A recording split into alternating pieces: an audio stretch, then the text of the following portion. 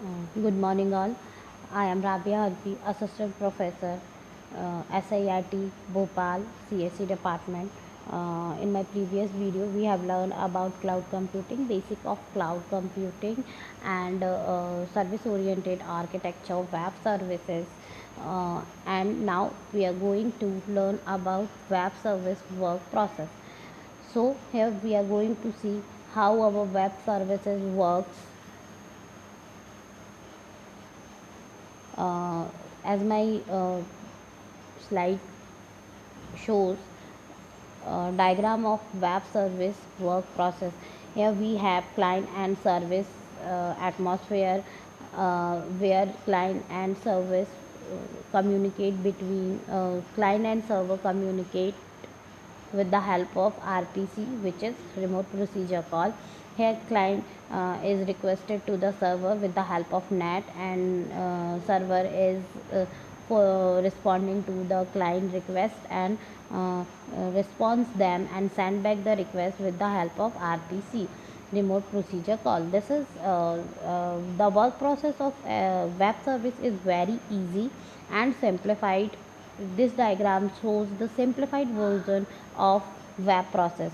Now, remote procedure call is very important in our web process. Here client and server requested with each other with the help of RPC, which is basically calls to the method hosted by relevant web service, uh, which is known as RPC.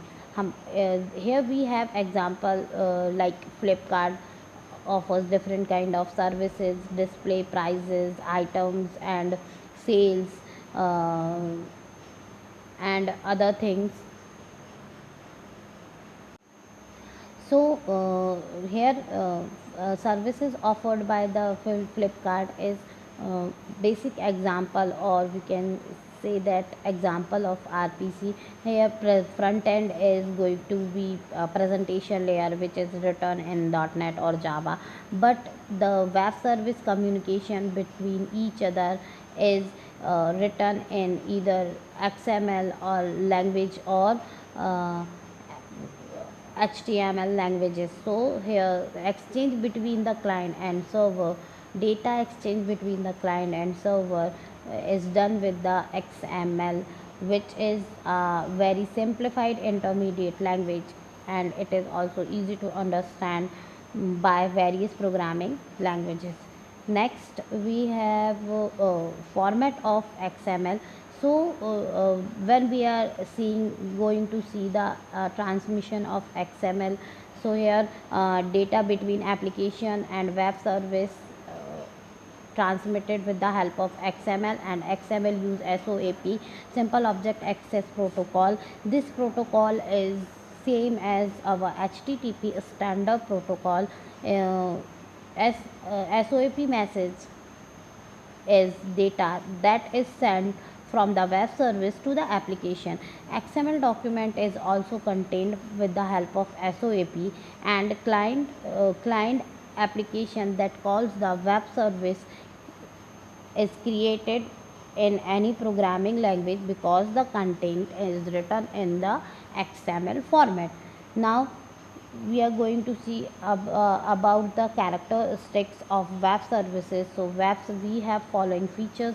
First feature of web service is XML based, as we also learn about XML. So we have seen that our web service work process depends on most of the time XML. Here communication done with the help of XML. So information representation and record transformation layer of web service is employed in XML form. There is no need of networking, operating systems, or platform binding when we are using XML. It is middle level and web offering based application, or it is highly interoperable application. So first feature of web service XML based. Second feature is it is loosely coupled. Customer can interact. Customer cannot directly interact with the service provider, or we can say that uh, not exactly cannot, We can say that customer is not directly linked with the service provider. It can change the medium, or we can say that connection. The user interface of web service provider can change over the time without impacting the user availability or services.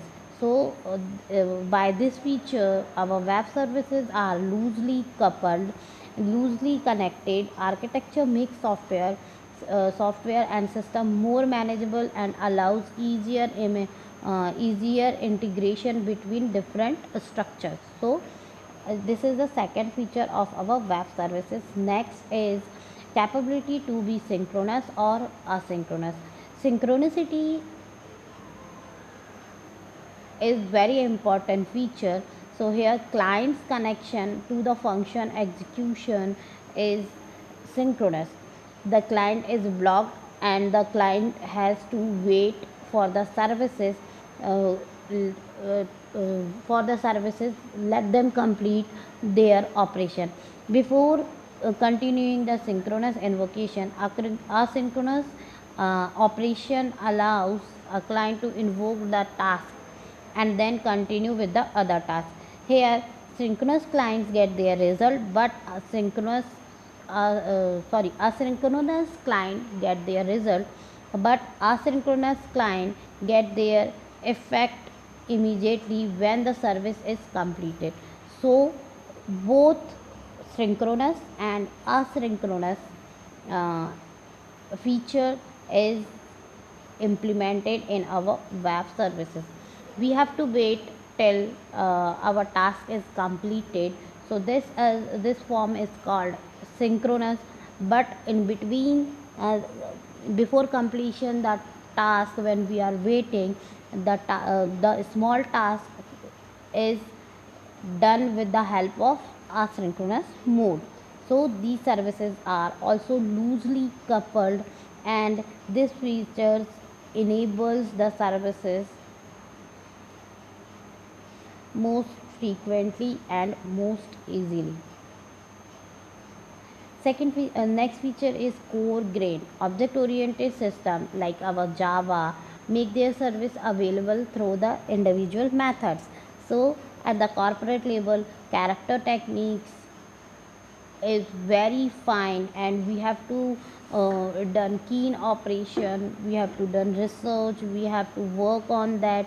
But when we are going to core grained concept, here we have predefined structure, we have to just work on basic or main points of our structures. So core grain service, or we can say that core grain functionality is easy uh, and easy to work. Here it core grain functionality provides us the basic structure. We have uh, we have we don't have to go through the detailing or very minute points of any functionality or feature. We have a structure, we have to just go through that structure, and uh, we have to just implement according to the we have to just work on according to that particular structure. This is the core grain feature. Next, it supports remote procedure call. As in my starting lecture we have seen that uh, web service work process is done with the help of RPC. So customer can use XML based protocol for calling procedures, functions, methods, object utility, web services. So RPC is supported with the help of web service. Here enterprise like wide component development over the last few years, Java Beans, .NET components have become more more prevalent in architectural and enterprise deployment. Maximum number of RPC techniques are used to allocate uh, the resources and access to the technologies. Here, web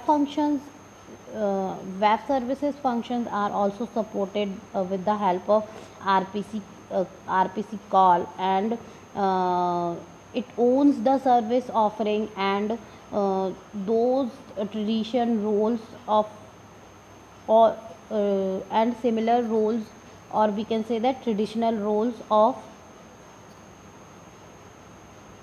service offering. Now next feature is our software as a service.